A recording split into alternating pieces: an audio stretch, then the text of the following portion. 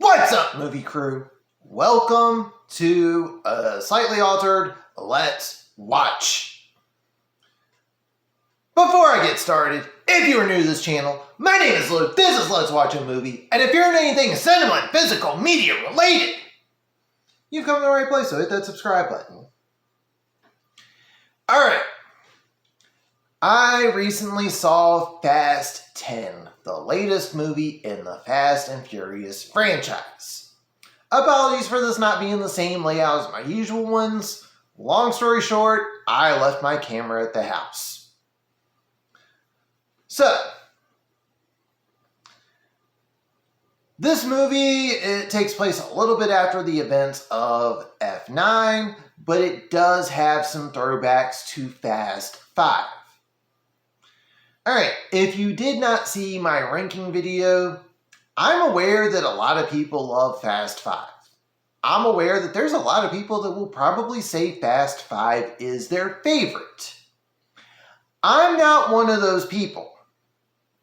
I found that movie to be a little bit boring. On top of that, this movie takes place after the events of F9, and there are things that happen in F9 that you need to be aware of before you see this movie. And spoiler alert, if you did not see my ranking video, pinned comment down below for anyone that wants to see my ranking and collection videos for the Fast and Furious franchise. F9 is at the bottom of the list, and yeah. Alright, let me talk about what I liked first. For me, while it's not my favorite, I did like some of the big dumb fun that happened in Fate of the Furious. And this has a lot of that. It has some big dumb fun. It has some action scenes that make sense. You got a villain that has the right motive to be going after Dom and Co. So overall, you got a lot of stuff here that makes sense. Oddly enough, yes, I'm saying something about things making sense in the Fast and Furious franchise. However, that is where things pretty much end.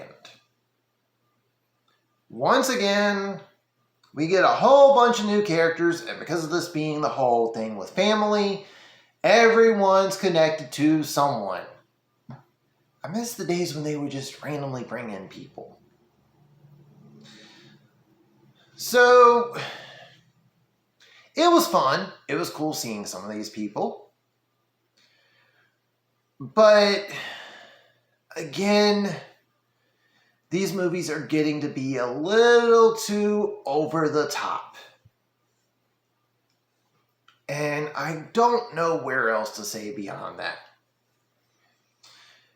And on top of that, this was initially marketed as part one of a two-part finale, but if you've seen interviews with Vin Diesel, as well as various things from the people at Universal, now it looks like this is part one of a trilogy finale. I don't want to go through that. No, don't. Please, I am begging you. Anyway, I don't want to say it's all bad, but this franchise is getting a little too crazy, and it feels like they're going a little too over the top just because of some of the stuff that's currently popular. And it's kind of hurting the franchise. Like, you've got people in here that have decent range in their acting abilities, but they're all just being one-trick ponies. And I'm not liking that. And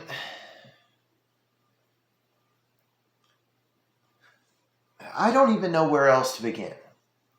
Unfortunately, I do have to give some spoilers. If you saw the tag down below, there are going to be some spoilers in here. So, they bring back characters that you didn't think were supposed to come back. Again, spoilers, sorry, but I kind of want to talk about it.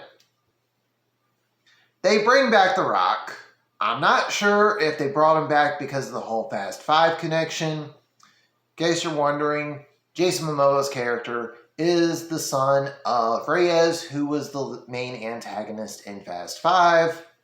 So you've got Dom, who stole all the stuff, but you've got The Rock that shot him. So they bring back The Rock. On one end, it makes sense. On the other end, we've seen all this stuff. So I'm not sure, did The Rock and Vin Diesel genuinely make up behind the scenes? Or is The Rock had one failure too many and he had to kind of come crawling back to the franchise that elevated him? Let's be honest here. The Rock's movies were doing well, but Fast 5 kind of elevated everyone. And there's that whole, I know that Rock has mentioned wanting to do Hobbs and Shaw 2. Who knows? The other one is they brought back Giselle, Han's girlfriend, played by Wonder Woman herself, Gal Gadot. I don't know how I feel about this because I still don't know how I feel about them bringing back Han. And in F9, they really didn't do a good, justifiable reason for saying, hey, Han's not dead. If you saw Tokyo Drift, if you saw Furious 7, they shouldn't have done that. Anyway, overall, the pros, if you like fun, dumb action movies, you got that.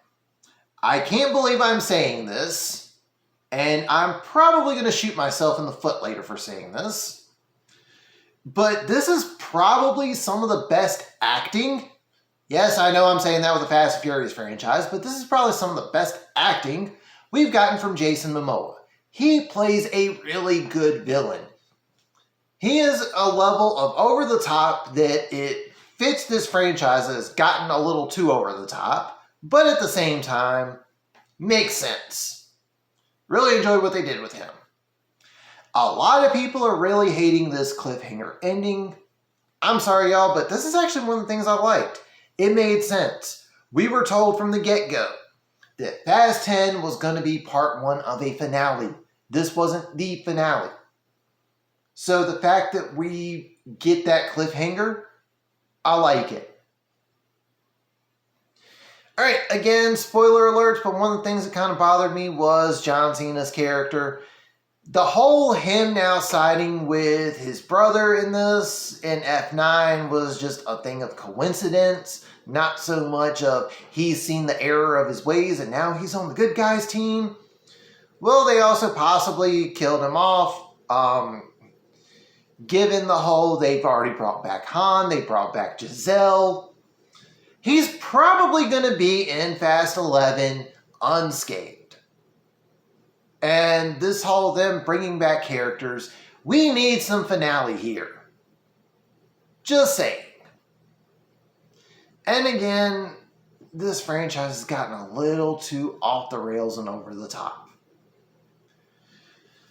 I will be seeing Fast 11 when it comes out, and I will be rewatching this when I pick up the physical release because I own all the other movies. Plus, I did mention in my collection video, I am technically missing one, so I will be doing an updated collection video when Fast 10 comes out. Final score, I guess I'm going to go on ahead and be middle of the road, give it a 3 out of 5. It's not the worst movie in the franchise, but this is definitely a franchise they need to pump the brakes on. Pun intended. And as always, if you are new to this channel, hit that subscribe button. You like what you see, leave a thumbs up. Comment down below, what were your thoughts on Fast 10? But that's going to do it for this one. Thank you all for watching and tune in next time.